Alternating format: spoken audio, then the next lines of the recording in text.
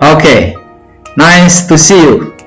Alright, kita berbicara tentang modal perfektif. Di sini ada 6 nanti modal yang membedakan dengan perfektif yang lain. Dan hanya memakai have, tidak ada has nanti ya, karena sudah ada modal di depan. Past participle ataupun kata kerja ketiga.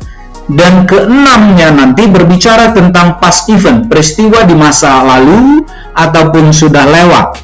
Maka kita akan lihat keenam modal itu. Ini dia keenamnya. Dan yang pertama adalah should have plus past participle ataupun verb 3. Yang artinya seharusnya terjadi di masa lalu. Maka dalam hal ini seharusnya terjadi. Pada kenyataannya tidak terjadi. Atau seharusnya tidak terjadi, namun pada kenyataannya terjadi. Maka di sini contohnya, you should have done your task. Artinya, you didn't do your task. Atau sebaliknya, kalau ditambah kata not di sini, maka kalimat ini menjadi kalimat negatif. Maka you should not have done your task. Artinya, dalam bentuk positif, you did your task. Oke, the second, could have. Oke, could. Could ini artinya dapat terjadi di masa lalu, ya, dapat dilakukan. Tetapi lihat kata sambungnya biasanya Pak ataupun berlawanan, ya. She could have gone.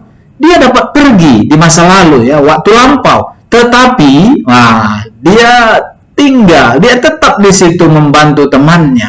Maka could ini dapat dilakukan di masa lalu, tetapi tidak dilakukannya.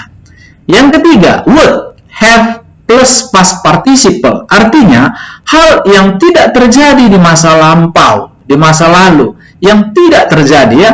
I would have met her if, conditional, ya, condition. Saya akan bertemu dia di masa lalu jika saya tidak datang terlambat, oke? Yang tidak terjadi di masa lalu, oke? Atau akan terjadi di masa lalu jika. Jadi ada kata kondisionalnya. Yang keempat, might atau may have plus past participle. Might apa bedanya dengan may? May mungkin, might kemungkinannya lebih kecil. Oke, perbedaan sedikit, ya.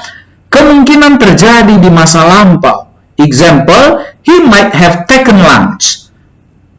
Dia mungkin sudah makan siang. Mungkin, ya, kita tidak tahu pasti, menerka-nerka, menebak, ya. Jika maybe yes, maybe no. Begitu dia, might atau may. Oke, yang kelima, must have plus past participle. Must. Kita tahu artinya must, ya, pasti. Wow, yakin kita. Yakin sesuatu terjadi di masa lalu, ya, yakin, ya. Namun apakah itu pasti terjadi?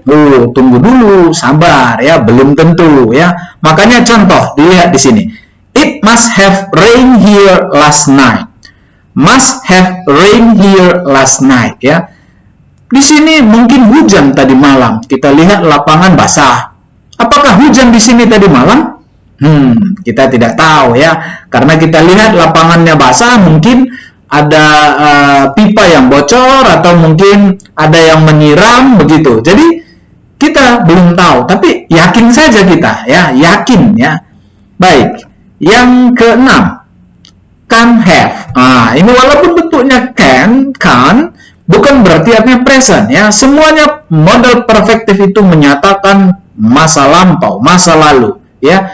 Hanya bedanya ini dengan yang sebelumnya tadi must, ya, yakin. Maka di sini yakin bahwa sesuatu tidak terjadi, ya. Yang tadi yakin sesuatu terjadi. Sekarang yakin bahwa sesuatu tidak terjadi di masa lalu, ya. Yakin, ya, I can have made cake. Ya, saya tidak pernah bisa membuat kue masa lalu. Kok kalian cerita bahwa saya bisa membuat kue? Oke, itulah keenam rumus untuk modal perfektif.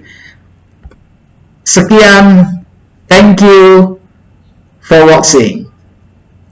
Nice to see you.